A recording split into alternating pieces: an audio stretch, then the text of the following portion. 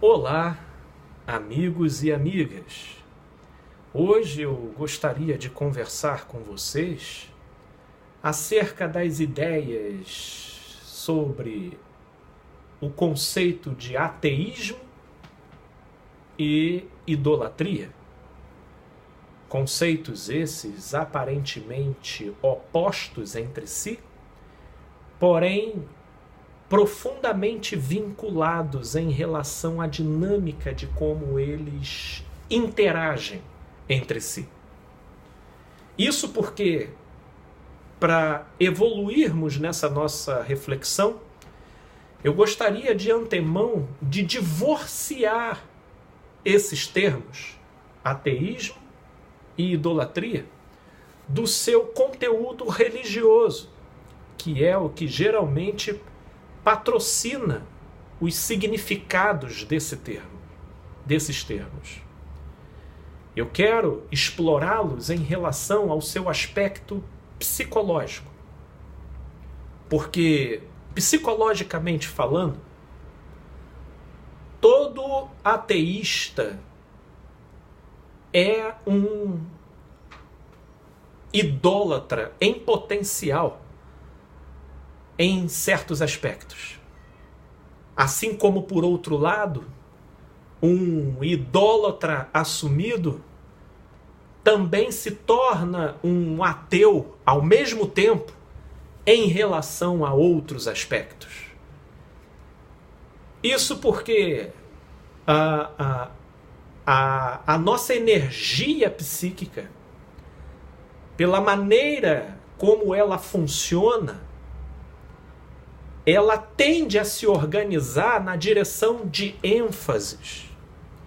E o modo como ela se enfatiza numa determinada direção, ela mobiliza o todo das engrenagens psicológicas naquela direção.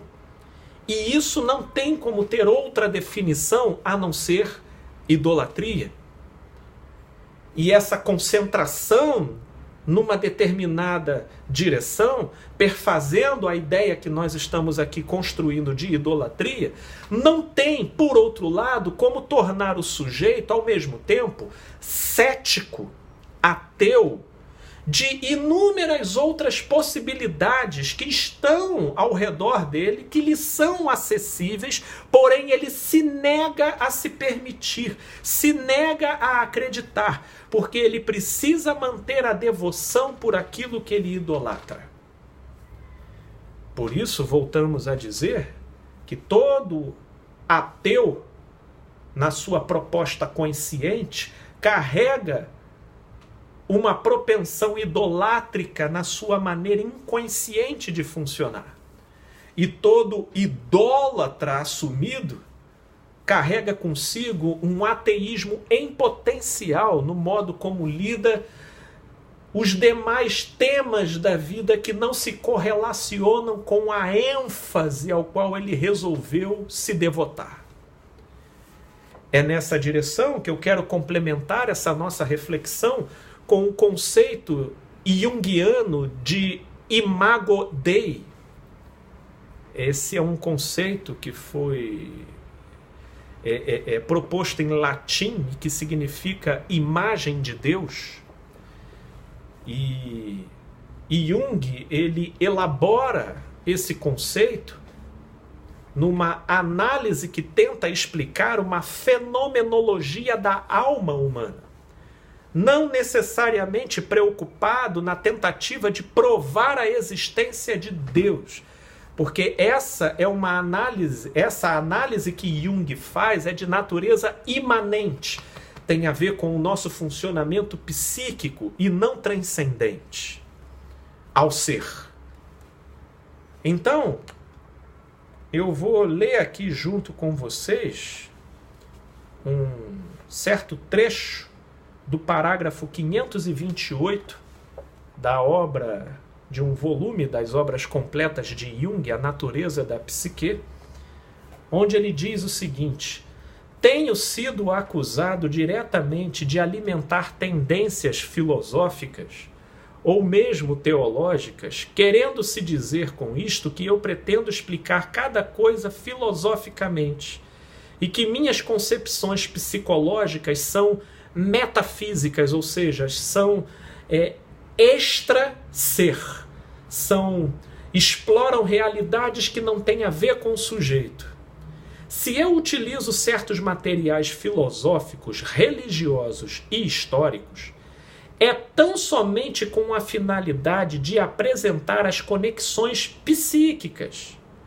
Se nesse contexto emprego o conceito de Deus ou a noção, também metafísica, de energia, é porque se trata de imagens que existem na alma humana, desde os seus primórdios.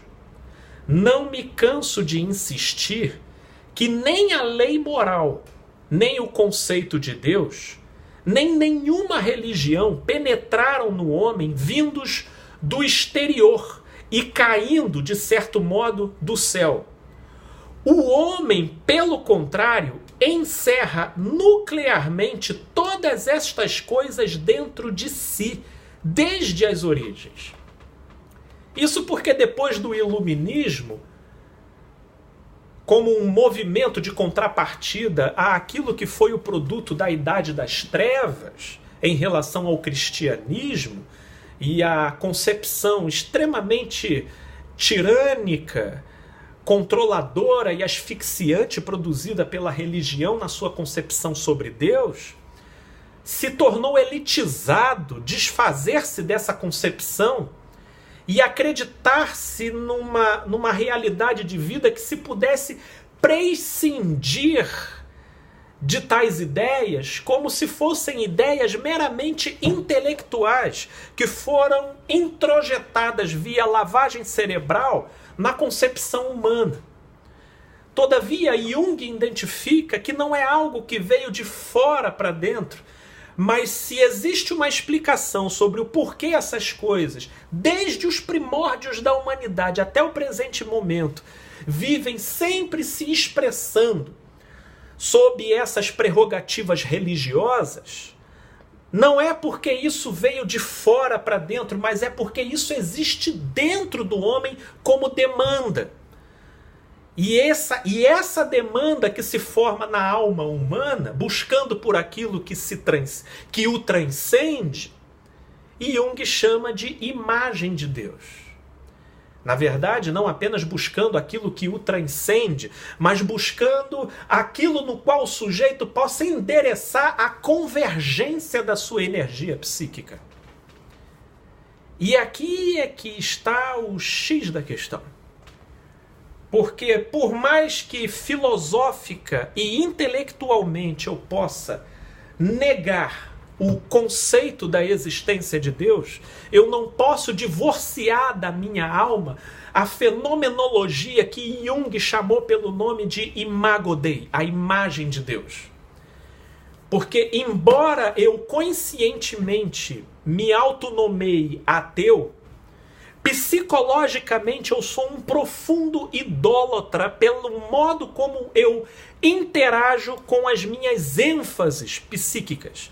E isso é facilmente constatável nos meus apegos, nos meus ciúmes, nas minhas possessões emocionais, seja de medo, seja de culpa, seja de raiva, seja de que emoção for. Bem como também, uma vez idólatra assumido de uma determinada realidade, completamente aberto para a possibilidade de crer, dependendo do modo como eu me apego a essa realidade, jamais se poderá negar que psicologicamente eu me faço ateu de inúmeras outras realidades que, como propostas, existem ao meu redor, me são acessíveis, porém, pela minha devoção àquela realidade, eu me nego me permitir, eu me nego acreditar, e eu voluntariamente abro mão dessas realidades em favor daquilo ao qual eu me vejo apegado.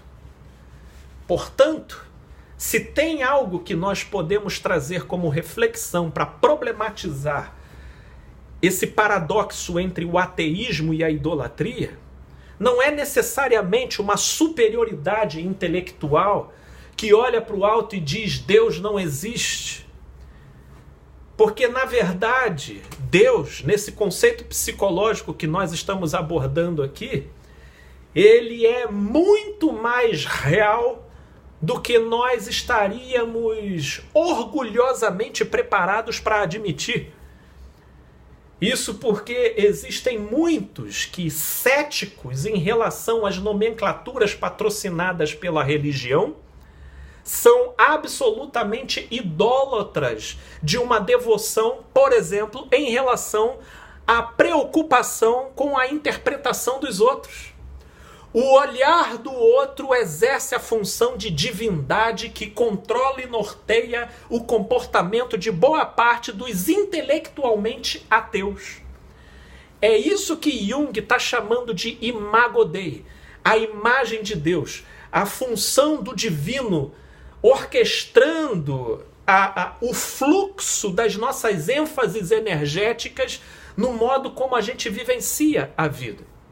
Portanto, nessa direção, mais do que se entregar a preconceitos, permita-se possibilidades, porque dependendo da sua idolatria emocional, é melhor ficar preso a um conceito, a uma ideia, que mesmo que não se possa comprovar cientificamente, mas te promova um maior equilíbrio na maneira de você lidar consigo mesmo e com a realidade, do que você, de repente, negar por um capricho intelectual um determinado conceito e vivenciar idolatrias disfuncionais que produzam sintomas difíceis de contornar no seu dia a dia. Meus amigos, pensem nisso. A ideia é refletir, problematizar e, de uma certa forma, provocar positivamente para gerar saudáveis reflexões. Fiquem com Deus, gente boa, tudo de bom para vocês e a gente continua se falando na próxima. Valeu!